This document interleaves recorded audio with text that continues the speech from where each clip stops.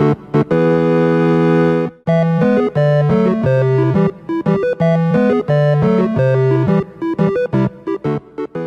guys, and welcome to the long-awaited episode 2 of Poem Plum's Blast from the Past series. So, Tomb Raider: The Angel of Darkness, guys. I bet you guys didn't see this one coming. It's a game that's pretty old. It's a game that I played when I was much younger. And if I'm honest, besides all the clunky control scheme and all the bugs and graphical glitches, I had a lot of fun playing this game back in the day. And I'm hoping, guys, that you guys will have fun watching me play it.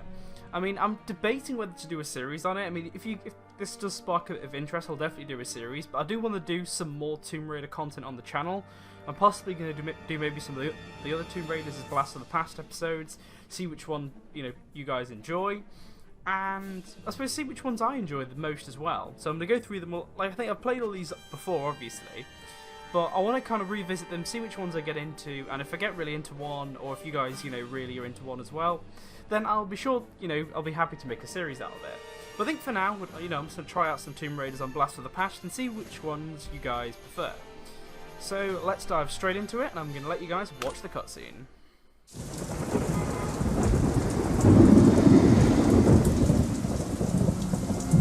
Help me, Lara. I need you to get something for me. Go on. I'm tracking 5 Obscura paintings for a client called Eckhart, but he's a psychopath. Why should I care? Because I'm being stalked. People are dying out there. Handle it, Werner. Lara, please. Look, go and see this woman, Carvier. She can help. I'm going. Eat it, Werner. You walked away and left me. Get out!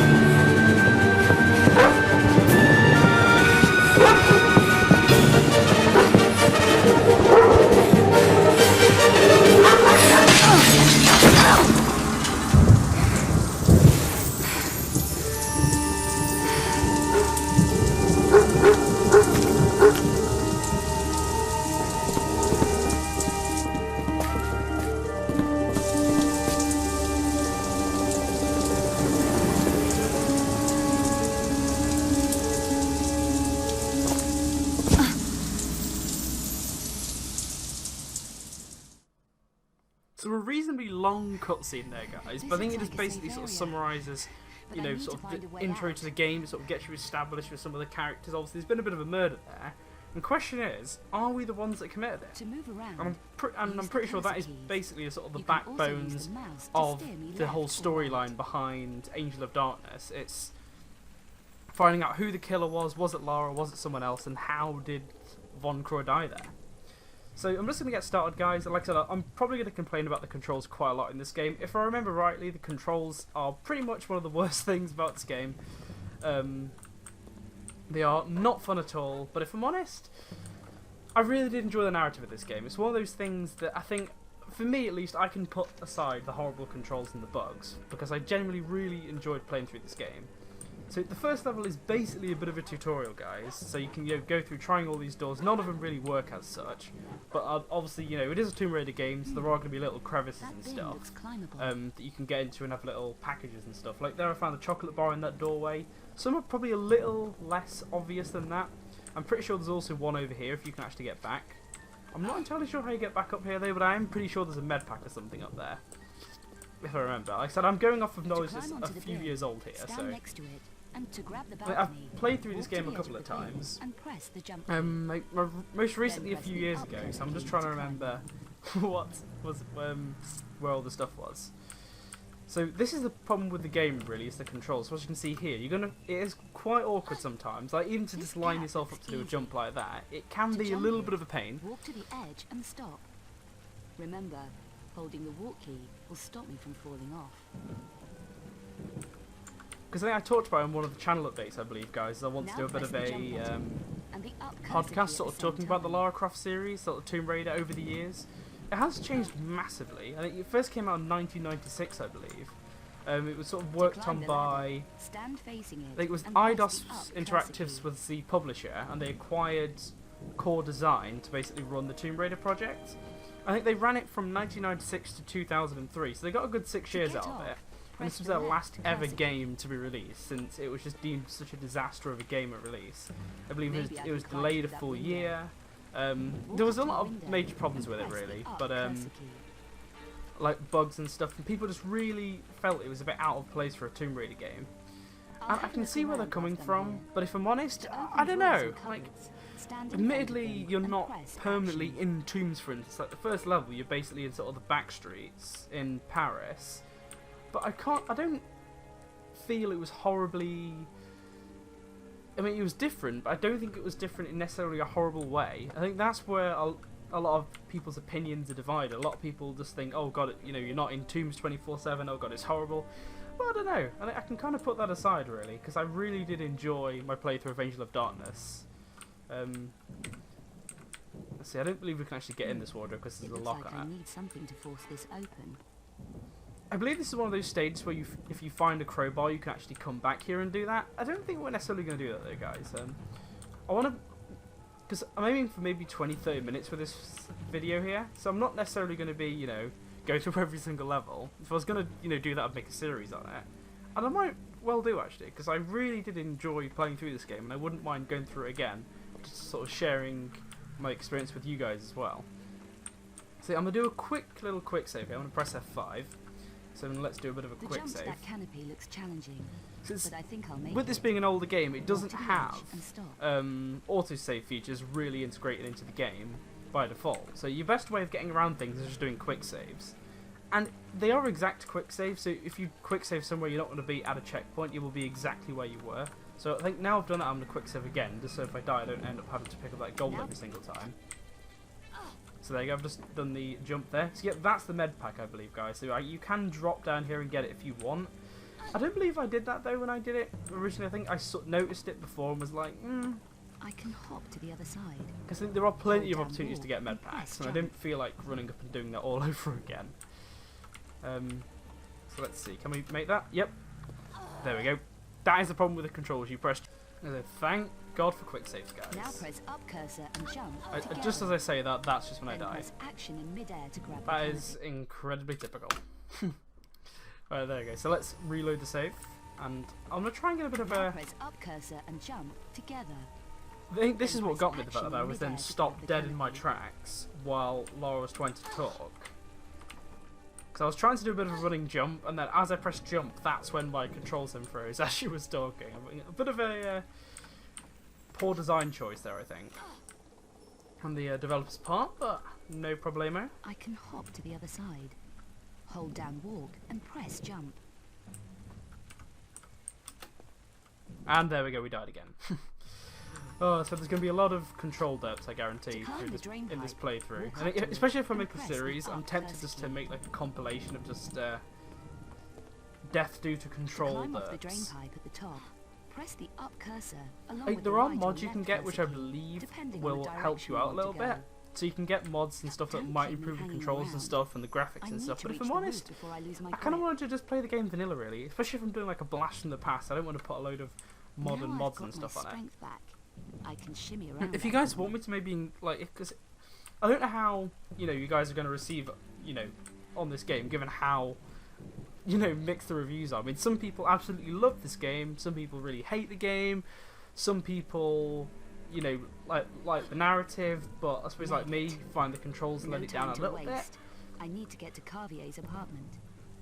I don't want to draw too much into the story though, too much, Could be just something due to the useful in fact that I need a way to obviously I want to do a prise those podcast balls on it and talk about it. So I don't want to, you know, remove the go barrel, too far in stand next depth. to it, then We're press talking and about the hold history of the game and action. stuff. While still holding But long action, story short, a lot press of the up people or point down fingers at cursor. Eidos for rushing the game to try and coincide with a Tomb Raider film release, thus having clunky controls and lots of bugs. There's a crowbar down there.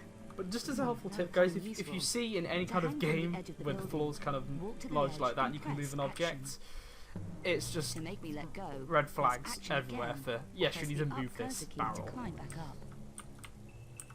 Hopefully with a crowbar in our inventory though, we shouldn't have too many problems. I thought I was about to die there. That would not have been I fun. need to shimmy to that walkway, but I don't think I'm strong enough yet. So she just mentioned being strong enough. This is one of those, the first level, like I said, is a bit of a tutorial. So basically what they're telling me to do there is, there's quite a key feature in the game which is all about strength upgrades. So if I go and do this action now, there are certain puzzles that require you to get a strength upgrade before you can complete them. I think This being one of them. So for example, picking that lock off with the crowbar basically gave us that strength upgrade we needed to be able to shimmy across that ledge. But I think in some of the later levels there might be like boxes and barrels and stuff that you know the only way you can actually move them is by getting a strength upgrade, and to do that you might have to either move a box somewhere else, or you might have to shimmy across somewhere, and as you shimmy across you just barely make it and that gives you a strength upgrade. There's certain things like that in the game which I think this was the first Tomb Raider to have it, and it was it was the last one I believe. The Legends didn't really have this whole strength upgrades thing. In fact, Legends didn't really have obviously Tomb Raider Legends being the Tomb Raider made after this, made by a different developer. Obviously Core Dynamics got kicked off of the Tomb Raider project I need to after move quietly. Press the start Angel of key Darkness, given and how release badly the it was cursor initially keys to received move and it was the handed over to Crystal Dynamics. They kind of scrapped a lot of Hug the Core's wall work with whilst that and moving in just stealth. basically went really back Press to the basics action with button when I'm Legends. standing So they got rid next of to all it. the Push right or bars left and to stuff, move me. their strength meters and stuff. great. Because I think if There's your the strength key. meter depletes, you will simply fall off. There's no argument about it, you will just straight up fall off. Why is Lara specifically doing that? I think Lara's going to do what Lara's going to do. So that's one of the main things about the controls really, is lining yourself up to pick up that key is really, really cumbersome. I mean, like I said, a lot of it is probably just due to the age of the game, but even so, it is. Even for 2003, it's pretty clunky.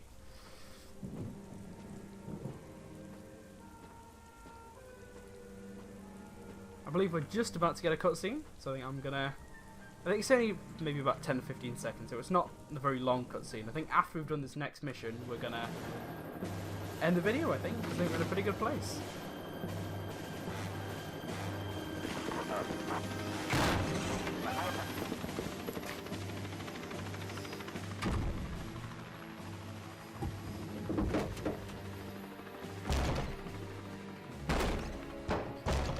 So go guys, we've got the police after us, and we're basically trying to escape by this point.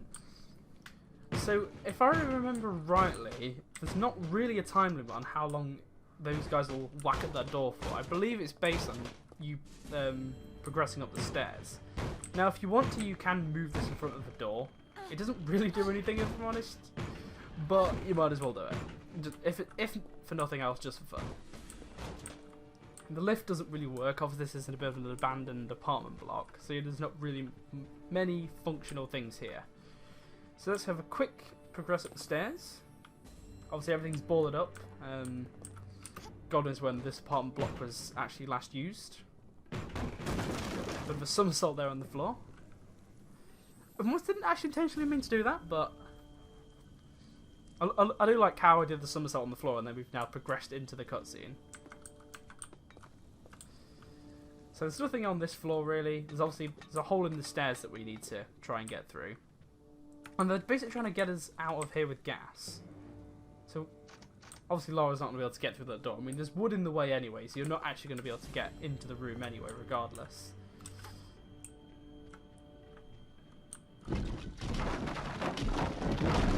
And just for typical Tomb Raider timing, as soon as we get there, the floor collapses. Okay, so there's nothing really here. There's a door that I don't believe we're actually going to be able to get in yet. Yeah, so we need the key to the building to be able to get in there. And if you notice on the meter now, where our strength was, once the gas progresses up here, we are very slowly going to start losing oxygen. Now, the interesting thing is, you don't have to get to 0 oxygen before you will start taking damage. I believe there's certain points when you start running out, when a little bit of your health will just start to slither away. It will disappear in chunks though, so it won't just, you know, begin to diminish all in one go. You will lose little bits every time. So can we get into any of these rooms here? That's the interesting thing. Yep, there we go. Just got ourselves another strength upgrade.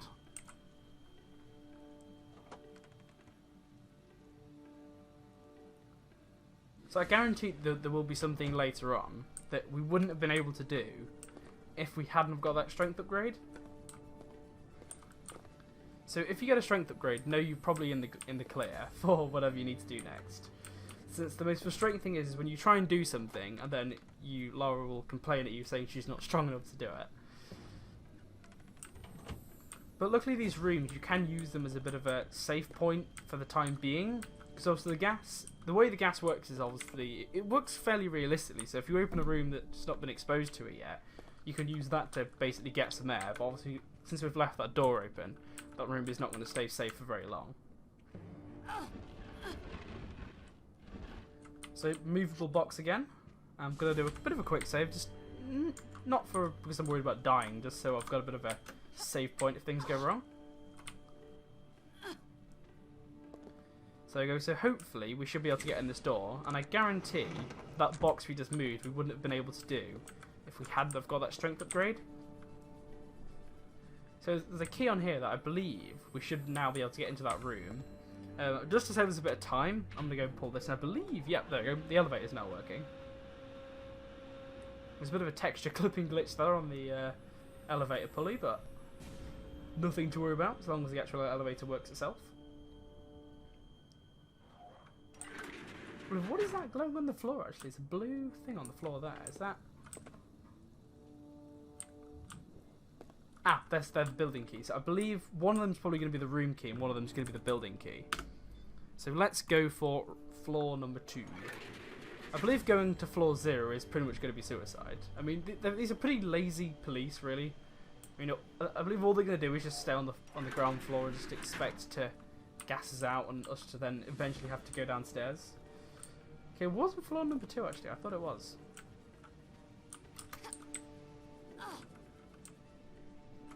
Oh, it was floor number 2, which is over on this side. Ah! Opponent Plum Derps. Welcome to the club, they're going to be very commonplace here. But I think, as I iterated in the start of this video though, guys, any video I do in Blast in the past, if you do want me to do a series on it, then, you know, feel free to drop some support in the comments.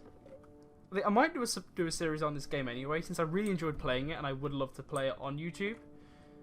And it's a game that I think it's kind of been sort of put in the pages of history. I've not seen many videos on it at all, besides sort of... Like, the only time I've ever seen it mentioned really on YouTube recently is in like a synopsis of like the Tomb Raider franchise. And every time I've sort of seen people do that, it's always been...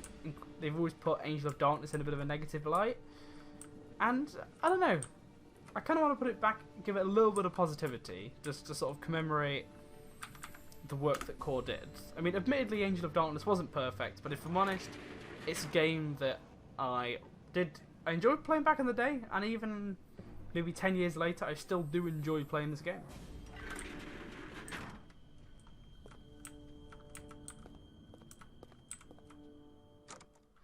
So I think now, guys, now we've sort of gone through those 2 levels, I think we're going to end the video off here. I'm just going to go and make a bit of a save.